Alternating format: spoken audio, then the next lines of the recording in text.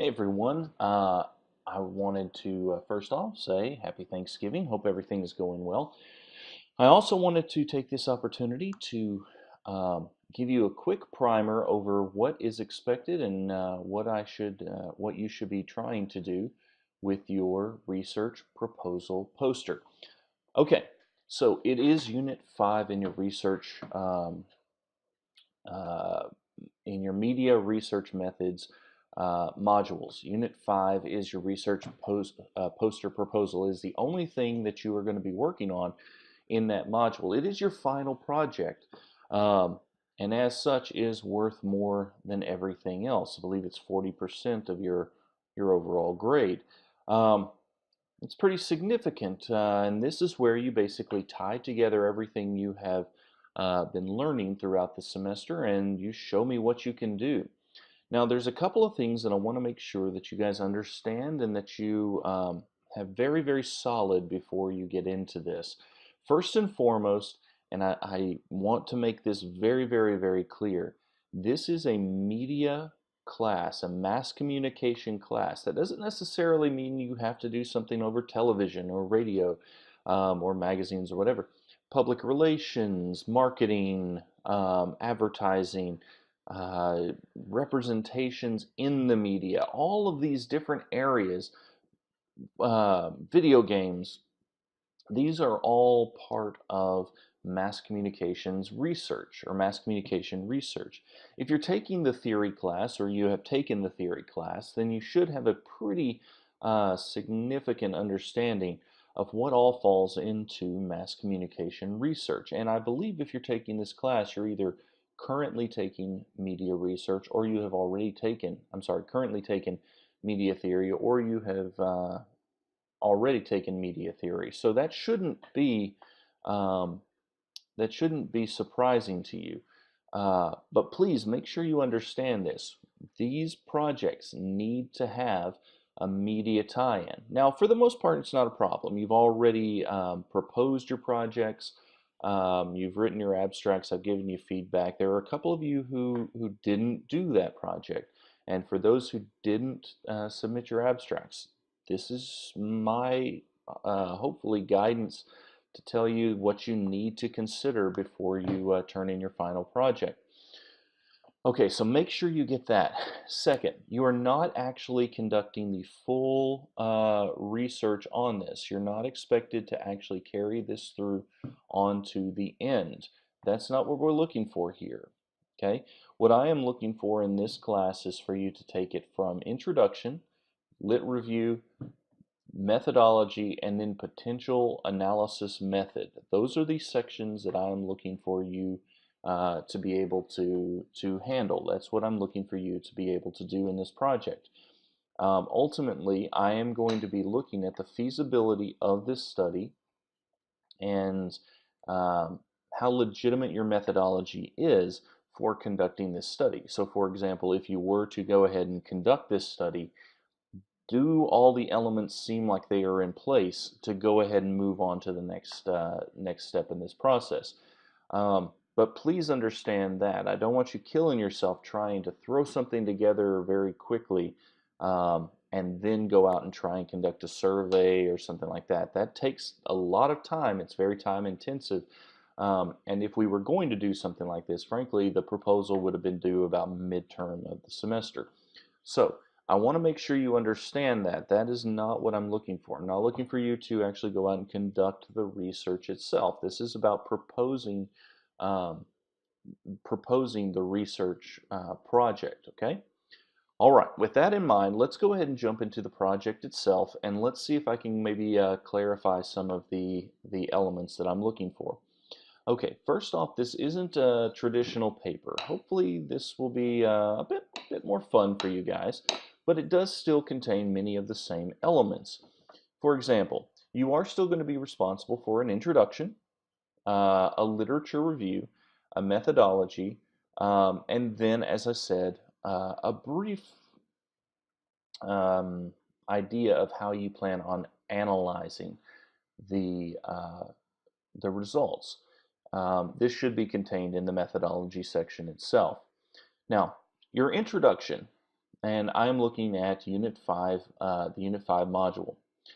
As we go through, uh, your introduction should contain your subject of interest, background, and significance. This is why you need to study any previous research um, in this. What is going on? In simplest terms, the introduction basically says this is the reason why a study like this needs to happen. Okay? So that's what you're trying to lay down in the introduction. So cultural significance, economic significance,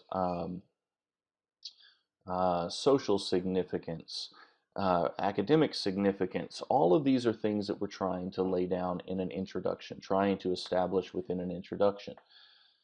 Um, we can, in some cases, go ahead and tease our research questions or hypotheses in the introduction as well. They may not be our formal research questions or hypothesis, but we can tease them in an introduction. We can also tease our approach and methodology in the introduction. So we can talk about the fact that we're using qualitative versus quantitative research. But introduction in this case should be pretty brief. Keep it very, very to the point. Now, in an introduction, here's something that a lot of people mess up on when they're first starting out. And I want to make sure that you guys hear me on this. Do not oversell your research. You are very rarely going to prove something in a single study. Um, in many cases, you are not studying the most significant thing in the world. And if you are studying something that is the most significant thing over a period of time, like for example, if you were to say Black Lives Matter is the most significant political movement in the last half century, you darn well better be able to prove somehow that it is the most significant political movement over whatever period you have, and that requires references um, and uh, and research backing. Okay, so you need to be able to support any claim you make. Now, that may be the best way of thinking about this: is any claim you make, can you support it in some way, either through your own research, in which case show us the data you've collected, or through someone else's research, in which case cite that research. Hopefully that makes sense. This moves us on to the review of literature. Again, this is going to be more concise, more to the point than what you may be used to in a research paper. Okay? Um, all I'm asking for is a minimum of 10 sources. Now, what I want to make clear here is I do not need you to summarize research papers. I don't need to do that. And in fact, if you do that, you will not be able to legitimately get 10 sources into this space. It just isn't going to happen. The last research paper I wrote was 15 pages and contained 45 sources. Um, it's synthesizing information. Okay, what you're looking for here is to basically say, I've read this, and this, and from these things, I can make this claim. Okay, so for example, if I were to say that, um, if I were to say that video games, I'm throwing this out here. Video games have been shown to increase uh, violent tendencies in children. Okay, that's a claim. Video tendencies increase violent tendencies in children. If I make that claim and then I cite 5 different sources that have all researched this and have all found in one way, shape, or form that this is happening, that this dynamic is occurring, that's called synthesizing. That is actually how research is done. So I don't need to go in and say, so and so researched violence in children and found this, and so researched violence in children and found this, and so researched violence in children and found this, and they all did a study that looked like this, and they did a study that used this methodology and did this.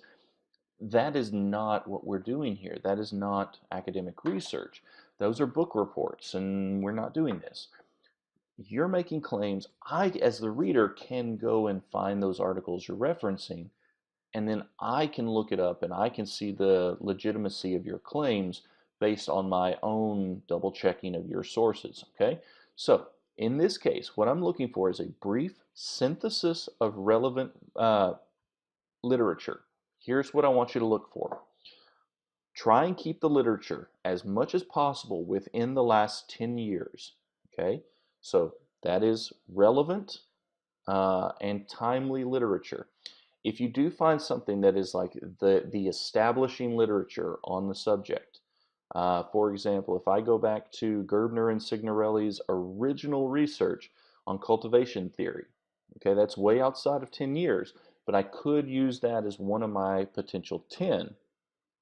That works, okay? But then I want to make sure that I bring it all back up to the last 10 years as much as possible to bring things into the last 10 years. Okay? So, last 10 years. Next, I want you to find as many journal articles as possible, not book reviews, not books themselves, not magazine articles, not newspapers, okay?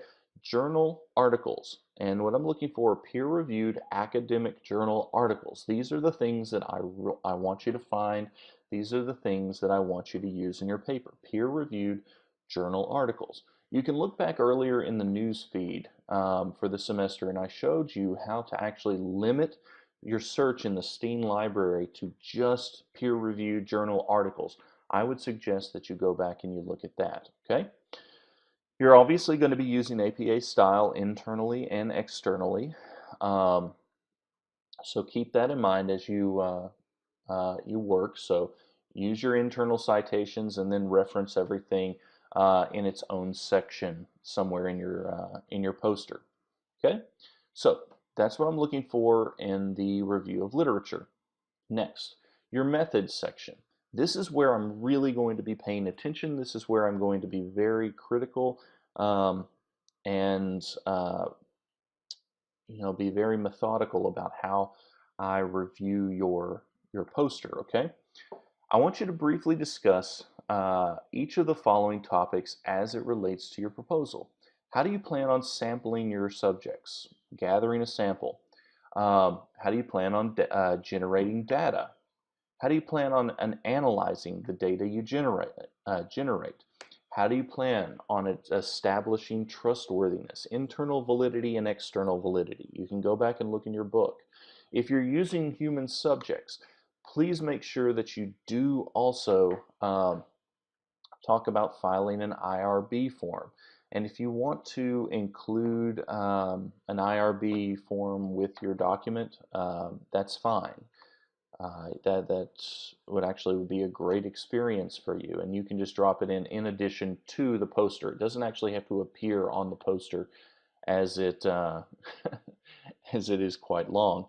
But here's a couple of other things that I would make sure that you understand and that you include somewhere in your paper. First off, what is your unit of analysis? Okay, now depending on your actual study method, your unit of analysis may change. So qualitative versus quantitative, focus groups versus surveys versus content analysis. Depending on what methodology you use, your survey method, your unit of analysis, sorry, not survey method, your unit of analysis may change. So make sure that your unit of analysis, the thing that you're actually measuring, that you're taking in, you're observing, is legit, is correct for what it is that you want to study, okay? Also, make sure that you're operationalizing all your terms, okay? In other words, if there's any technical or complex terms, if there's anything that is not immediately objectively understood, it may require operationalization. So somewhere in this poster, make sure you are operationalizing your terms. This is very, very important when you're talking about your research question or your hypotheses. So make sure you're doing that. Okay, structure and format. I am very, very, very keen on making sure that your grammar, syntax, punctuation, um, all your ideas, your writing in general is presented clearly, concisely, cogently, that everything is presented uh, as darn near perfect as it can possibly get. Um, this is what I'm looking for as far as your writing is concerned. Beyond that, a poster is a visual is a visual presentation. So I'm looking for this to be professional and appealing. I'm looking for it to be presented in an eye-catching and dynamic way. So that will be part of how I evaluate this project. Now I'm going to scoot back up and talk about some basics of um, the poster itself for a second. First off, um, what I would suggest is that while you can use a variety of projects or programs rather to create this poster, um, I mean, I've used InDesign for many of my posters. PowerPoint works wonderfully, and in fact, most people who do poster presentations create their posters on PowerPoint. I'll show you how this works. If you'll notice, the dimensions for this poster should be 48 by 36 inches. 48 by 36 inches, which means it will be a horizontal layout. Your fonts should be 20 points by 36 point font. I'm not terribly concerned about whether they are um, Times New Roman, Arial, Georgia. What I would ask is that they are clearly legible. They are very easy to read. Remember, we are looking for something that is um, easy to read and to absorb. Okay, so if I go to PowerPoint and open this up, here on the screen you should see PowerPoint. And just go File, New Presentation. Now your layout is probably a little bit different if you're working on a PC, but it has all the same functionality. If I've got a PC or a Mac and I go to File, Page Setup, then I see my width and my height. It defaults to something, but what I'm looking here is, let's say 48 by, what was it, 36?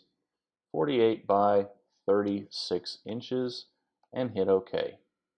It says it exceeds printable area. That's fine. We're not printing it. We hit OK, and we check our page size one more time. Okay, everything looks fine. Now, this gives us a full, I'm going to turn on rulers so we can see this. Very good. This gives us a full blank slate we can do with as we wish.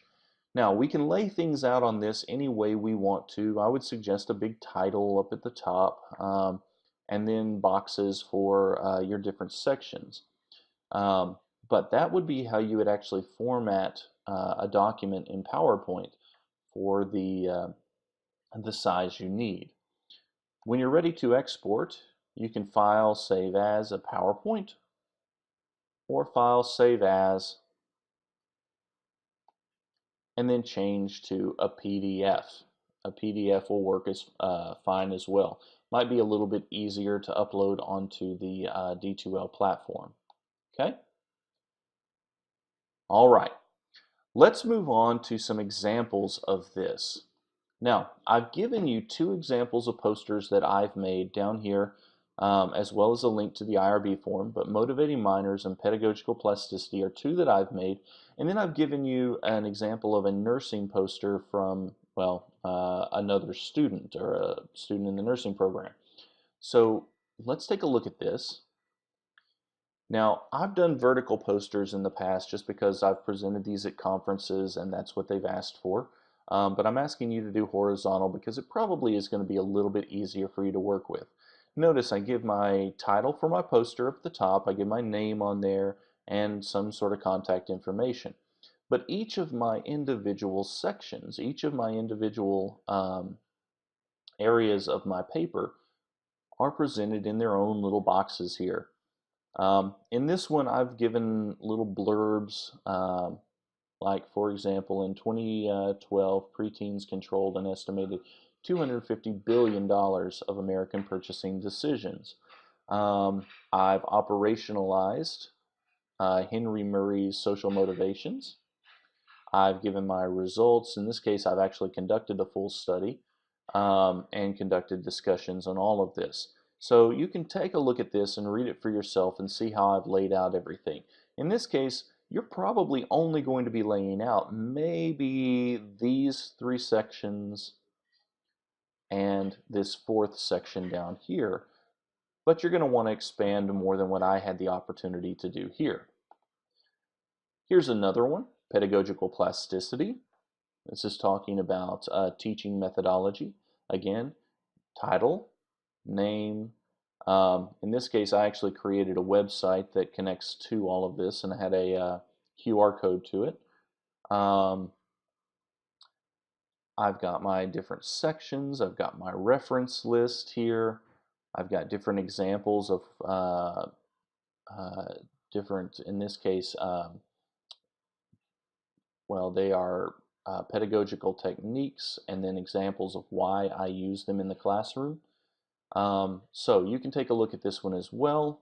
Let's go over to the nursing student. This one's a little bit more pure research, introduction, review of literature, questions, methods, data analysis, protection of human subjects, trustworthiness and rigor, and then finally references. This is very, very simple, straight to the point, and gets the job done.